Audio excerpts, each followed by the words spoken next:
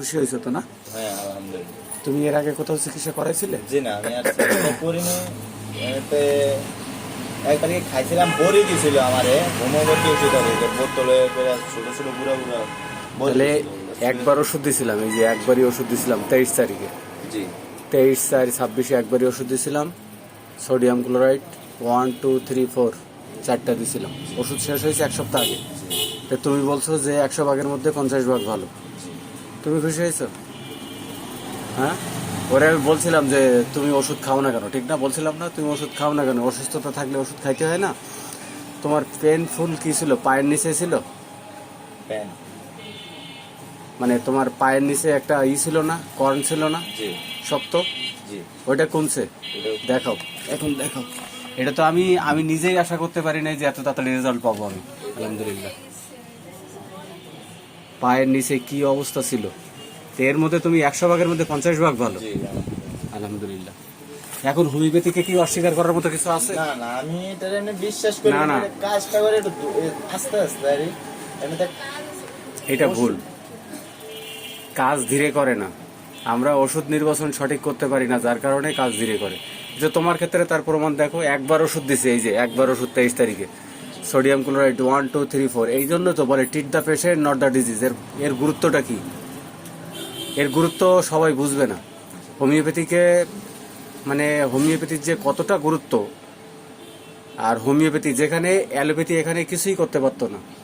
না, আমার মনে হয় না যে অনেক টাকা ওষুধ খাওয়া লাগতো, আমি একটু ভালো একটু হইলে এবং এই রোগীর অভাব নাই কালকে আমি হাসপাতালে। এইটা অনেকেই সিজার করাচ্ছে, তারপরে আবার অনেকেই ওই যে কর্ন ক্যাপ লাগাচ্ছে, পায়ের ভিতরে ক্যাপ লাগাই দিয়ে রাখে। আর সিজার করলে তো টাকা লাগেই, আরো 15 দিন ঘরে বসে থাকতে হয়।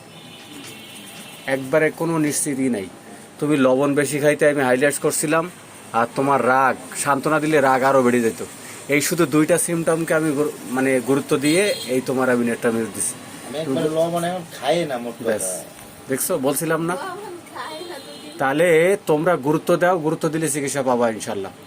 তুমি মানে কল্পনাই করতে পারবে না যে কি পরিমাণ কাজ তোমার হয়েছে ওষুধে, কি পরিমাণ কাজ তোমার হয়েছে। আলহামদুলিল্লাহ। তাহলে তোমার 100 ভাগের মধ্যে 100% আপ টু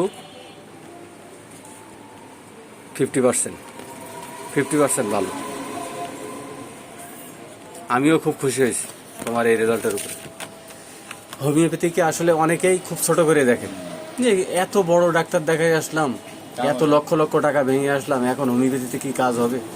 তো হ্যানিম্যানের আসলে চিকিৎসা দেখো, হোমিওপ্যাথি যে বিজ্ঞান এটা প্রমাণিত। হ্যানিম্যান দেখো, এই যে পেনফুল কর্ন বার্নিং, আবার জ্বালাও ছিল, তাই না? জ্বালাও ছিল পায়ের নিচে। কি দারুণ রেজাল্ট, কি বলবো আর। মানে এটা তুমি বুঝতে পারছো। যে ওষুধটা আলহামদুলিল্লাহ। খাইছি ওই আমার পায়ের নিচে কাজ করছে, আমি যে পরিমাণ কাজ করি ওই পরিমাণে কোনো সমস্যাই হয়নি, মানে সমস্যা হয়নি, জ্বালা পোড়া করেনি, কোনো কিচ্ছু করে নাই। তাহলে এর চাইতে আর কি চাও বলো? একদম রিলিফ। আলহামদুলিল্লাহ। হোমিওপ্যাথিকে ছোট করে দেখার, হোমিওপ্যাথিকে মানে অস্বীকার করার কিছুই নাই। আমি চ্যাটজিপিটির প্রশ্ন করছিলাম যে হোমিওপ্যাথিকে কেন মানুষ ছোট করে দেখে, তো চ্যাটজিপিটি উত্তর একটা দিছে অবশ্য। কিন্তু আসলে এই যে জিনিসগুলো, যে অ্যানিম্যানের যে থিওরিগুলো, যে treat the patient not the disease, এই ফর্মুলায় এখানে কোনো কিছু দেয় নেই। একটাই মাত্র ওষুধ, নেট্রামিউর 0/1, 0/2, 0/3, 0/4। এই ওষুধে কি result, glorious result, dynamic result. এটাকে বিশ্বাস করার, অস্বীকার করার মতো কোনো নাই। আজকে আমি ওষুধ দিচ্ছি, আবার আজকে 14 তারিখ, 14/5/26। একটা কথা বলতাম, রাখো। বলতেছি যে আপনি আমারে নেট্রামিউর 0/5, 0/6, 0/7, 0/8 আজকে ওষুধ দিব। ইনশাল্লাহ তুমি আরো ইমপ্রুভ করবা, আর ওষুধ কন্টিনিউ চালাই যাবা, ঠিক আছে, শেষ না হওয়া পর্যন্ত। কারণ এটা বন্ধ দিলে আবার যে কোনো সময় হইতে পারে। ইনশাল্লাহ তুমি সুস্থতার দিকে চলে যাচ্ছ, আরো ভালো হবে ইনশাল্লাহ। তুমি খুশি তো না? জি ঠিক আছে। আমি কিন্তু এটা তোমার অনুমতি নিয়েই করলাম, এটা আমি সবাইকে জানানোর জন্য সামাজিক যোগাযোগ মাধ্যমে আমি এটা পোস্ট করবো, ঠিক আছে? তোমার আপত্তি নাই তো? জি না। ওকে, ঠিক আছে। তুমি খুশি? ধন্যবাদ তোমাকে, অনেক অনেক ধন্যবাদ।